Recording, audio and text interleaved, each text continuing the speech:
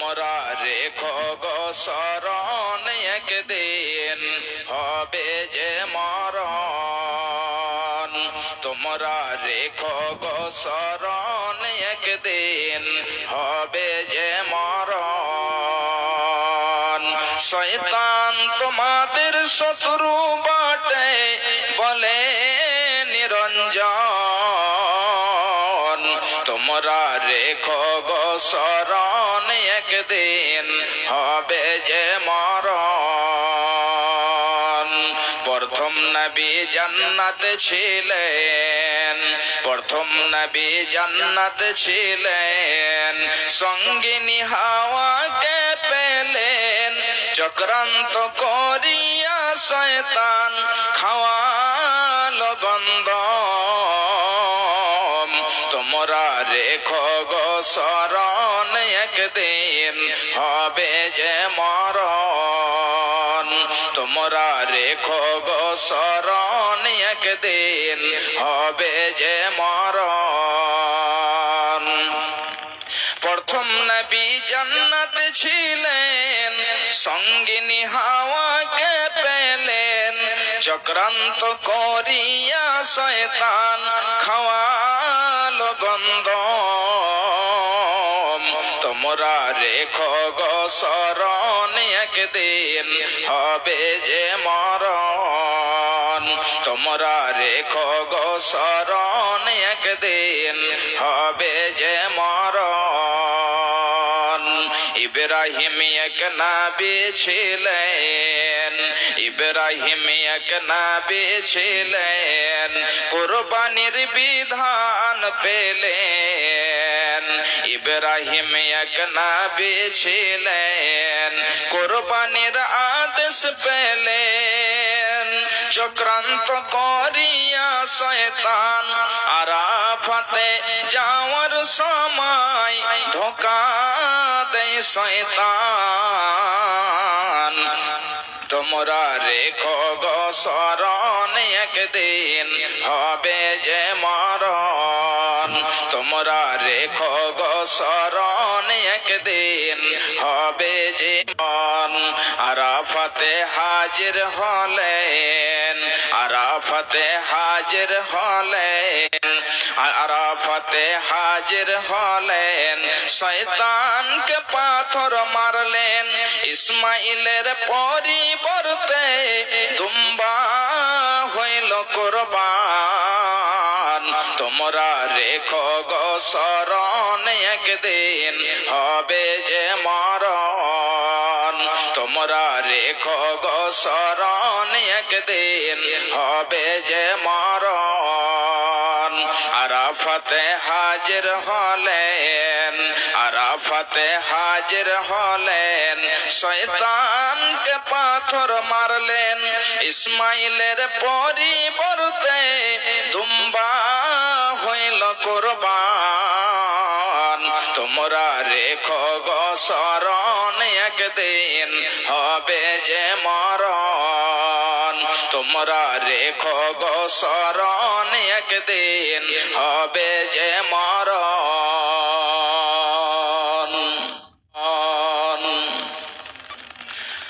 উপস্থিত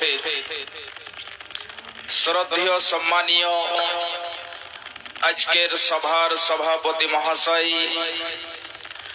স্টেজে উপস্থিত উলামায়ে কেরাম এবং দূর দূরান্ত থেকে আগত ইসলাম দরদি ভাই বন্ধু ও বাপজানেরা ও পর্দার আড়ালে পর্দাশীলা পর্দা নসিনা আমার মা ও বোনেরা, যাবতীয় প্রশংসা সেই মহান আল্লাহ রাব্বুল আলামিনের জন্য, যেই মহান আল্লাহ রাব্বুল আলামিন আমাদেরকে পৃথিবীতে সর্বশ্রেষ্ঠ করে সৃষ্টি করেছেন। সেই মহান আল্লাহ রাব্বুল আলামিনের দরবারে একবার সকলেই কৃতজ্ঞতা জানাই, সকলেই অন্তর খুলে পড়ি। অতঃপর খাতামুন নবীন, নবী কুলের শিরোমণি জনাবে মুহাম্মদুর রাসূলুল্লাহ সাল্লাল্লাহু আলাইহি ওয়াসাল্লামের প্রতি কোটি কোটি শান্তির ধারা বর্ষিত হোক। আল্লাহুম্মা সাল্লি আলাইহি ওয়া বারিক আলাইহি, আল্লাহুম্মা আমিন। ভাইজান আমার মা, আমার বোনেরা, আজকে আমি কোরআনে মাজিদ থেকে দুই জায়গা থেকে দুইটি আয়াত এবং তার সাথে সাথে একটি হাদিসের অংশ পরিবেশন করেছি। ইনশাআল্লাহ এই আয়াত এবং হাদিসকে কেন্দ্র করে আজকে বয়ান হবে। আল্লাহ রাব্বুল আলামিন যেন আমাদের সকলকে শোনার সাথে সাথে আমল করার তৌফিক এনায়াত করেন। সকলে বলুন আল্লাহুম্মা আমিন। ভাইজান আমার, রাত্রি অনেক হয়ে গেছে, তারপরেও দেখছি যে আজকে আমাদের যেখানে বসার কথা, কুরআন ও হাদিসের আলোচনা শোনার কথা, কিন্তু আমরা এখনো ঘোরাফেরা এবং দোকানপাটে রয়েছি। ভাইজান, এটা হলো দ্বীনি মাজলিস। আপনি নেক উদ্দেশ্য নিয়ে এসেছেন, যেহেতু আপনি দোকানপাটে ঘোরা বন্ধ করে এই দ্বীনি মাজলিসে এসে বসুন। ভাই আমার, আল্লাহ রাব্বুল আলামিন আমি যে আয়াত পরিবেশন করেছি, আল্লাহ রাব্বুল আলামিন এই মহিলাদেরকে কতটা মান দিয়েছেন, কতটা সম্মান দেওয়া হয়েছে। আজকে সারা পৃথিবীতে এই মুসলমানদেরকে বিশেষ ইসলামকে তারা টার্গেট করছে এবং অনেকজনই তারা পেপার পত্রিকায় খবরে তারা চালায় মুসলমান মহিলাদের সাথে তারা নেই বিচার করেনি, মুসলমান মেয়েদের সাথে অন্যায় করেছে, মহিলাদের সাথে অন্যায় করেছে। ভাইজান বাপজানেরা আমার, যখন আপনি